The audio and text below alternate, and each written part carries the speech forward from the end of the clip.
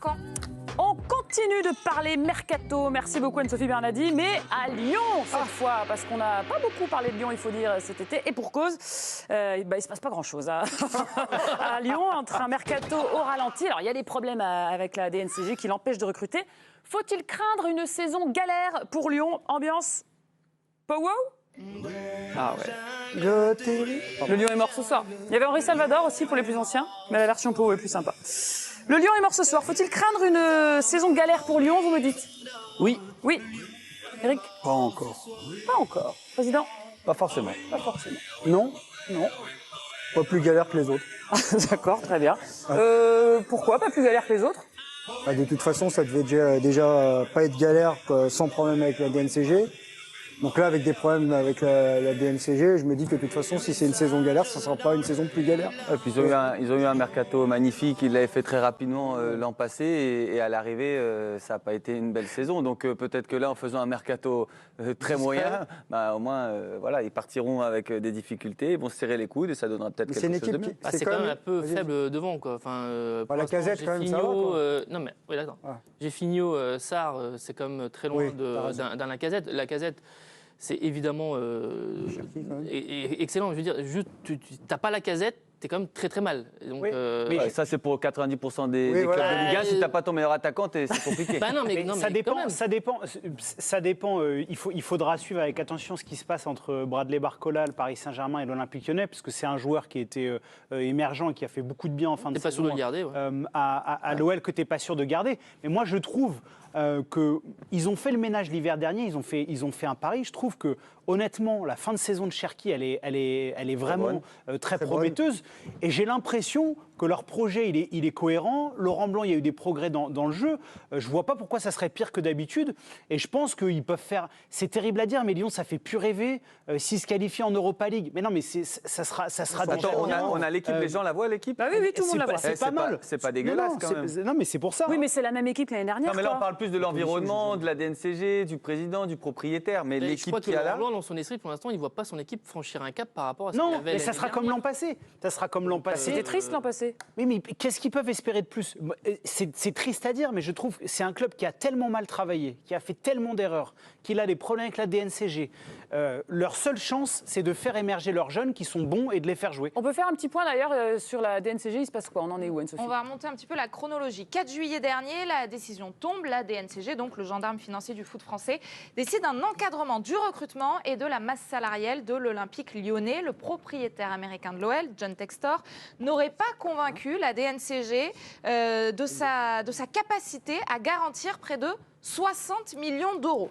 Quelques jours plus tard, après quelques jours d'hésitation, Lyon fait appel de ces mesures car le club pense être en mesure d'améliorer son dossier, à savoir injecter de l'argent et présenter des comptes en meilleure forme. Dernier rebondissement la semaine dernière, la DNCG a rejeté l'appel et confirme ses décisions. Ça provoque la colère de Textor. Dans un communiqué, il regrette la décision de la DNCG de restreindre la liberté des nouveaux propriétaires dans la gestion des opérations footballistiques. Et puis, il y a quelques instants, on voit sur le site L'Équipe, sous la plume de Hugo Guillemet et Arnaud Herman, que Jean-Michel Aulas avait fait des promesses à la DNCG dans un document qui date de décembre 2022. Promesses parmi lesquelles vendre pour plus de 110 millions d'euros jusqu'au 30 juin 2023. Il tablait aussi sur une cession de Karl Toko et Cambi à hauteur de 20 millions d'euros. Info L'Équipe, Hugo Guillemet avec Arnaud Herman. Les supporters, pour le coup. Comment? Je dis la seule session qu'il y a eu malheureusement pour Karl Toko et Cambi, c'est avec les supporters. Oui. Mais non, ce qui se passe, c'est que on peut se poser la question dans leur rachat, est-ce que Textor a été au courant de cet engagement? Est-ce qu'il ne paye pas un peu l'héritage de 110 millions de ventes, de faire rentrer de l'argent, et dans la mesure où ils n'ont pas vendu à cette hauteur-là, et ils attendent, d'ailleurs, ils ont vendu la section féminine. Je ne sais pas où ça en est, les fameux 50 millions avec cet investisseur. Non, mais les 60, ils ont été mis de côté. C'est justement pour ça que John Textor était pas content. C'est qu'il a déposé sur un compte 60 millions d'euros qui devait être la garantie. Et visiblement, la DNCG n'en a pas tenu compte. C'est pour ça qu'il était assez agacé. Oui, non, parce que la section féminine perdait 15 millions par an. Oui. Donc, dans le petit match. c'est pour ça qu'ils voulaient s'en séparer. Ouais, dans le petit match à distance entre Marseille et Lyon qui s'était un peu installé ces dernières années, puisque bon, l'adversaire direct de Marseille, c'était plus le Paris Saint-Germain pour les raisons qu'on connaît, parce que c'est une équipe qui est absolument disproportionnée par rapport à la Ligue 1. Je trouve que Marseille est en train de reprendre le lead par rapport à Lyon. Lyon, c'est une équipe qui est complètement rentrée dans le rang. Et puis, bon, peut-être que ça va les obliger à bien travailler, à travailler autrement, d'avoir moins de moyens.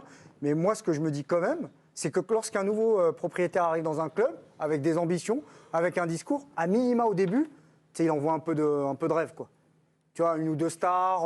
Ouais, mais regardez les arrivées, regardez comme c'est triste, Il là. n'en voit rien. Non, mais une chose, il a quand même crédité le compte des actionnaires. Oui, mais ça, les Là, supporters, c'est eux, d'où ils sont- 800 millions.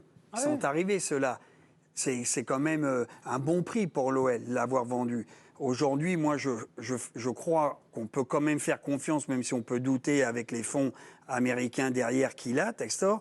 Il a quand même un club au Brésil. Molenbeek. C'est peut-être un peu ça le problème aussi. C'est un peu ça le problème. Oui, enfin, c'est ça le problème. Si, et en tu même vois temps, que- ça peut être une force pour, je dirais, mais passer Géfinho, des joueurs d'un oui, club à un mais- autre, etc. Là où pas le Nabil a Brésil, raison, là où Nabil a raison, c'est que l'OM fonctionne d'une certaine façon avec Longoria, avec son réseau, Ouais, avec, voilà. etc. Ça marchera des années, ça marchera pas certaines années, mais pour l'instant, quand même, depuis quelques temps, Il se passe des certaines choses. bonnes pioches. En tout cas, il se passe des choses, tu as raison.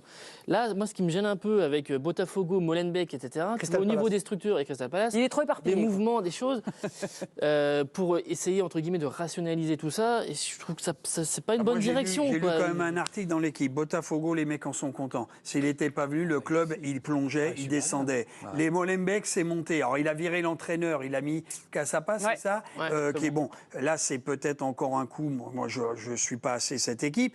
Et puis, Crystal Palace, bon, bah, c'est une équipe qui a des moyens, mais ils sont quand même en première division. Ils ont viré les entraîneurs. Vieira était à une époque entraîneur. Avant Il a été Strasbourg, ouais. écarté. Ils se sont Faut laisser maintenus. du temps, quoi. Moi, je pense quand même de loin qu'il a, on le connaît pas cet homme-là. Il a des ramifications, il a des réseaux qui sont pas ceux de l'OM, mais moi, je pense qu'il faut lui laisser le temps oui, bah oui, faut lui laisser d'arriver le temps. et pas lui mettre 2 bombes sous le siège en disant il est nul, mais il fait surtout, ce qu'il faut n'importe quoi pas- et l'OL va à la catastrophe. Non, non, Ce qu'il faut quand même dire aussi, c'est que avec tout le respect qu'il faut lorsqu'on parle de Jean-Michel Aulas, les instances étaient aussi parfois clémente avec Jean-Michel Aulas parce qu'il avait prouvé énormément de choses et c'est bien normal parce qu'il a géré ce club de manière merveilleuse.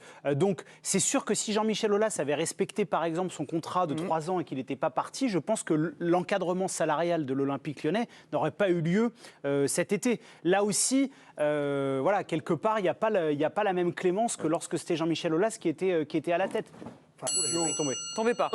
je pense que si Textor ne vient pas, les comptes de l'OL sont Ah, mais bien tombés, sûr. mais grave de chez grave. Oui, mais c'est pour ça qu'il ne faut pas C'est-à-dire non que plus là, tomber sur Textor. Bon, on Faut espère pas tomber que non plus de sa chaise. Ouais. On espère que Lyon s'en remettra et aura une issue favorable avec ce mercato bien calme. On passe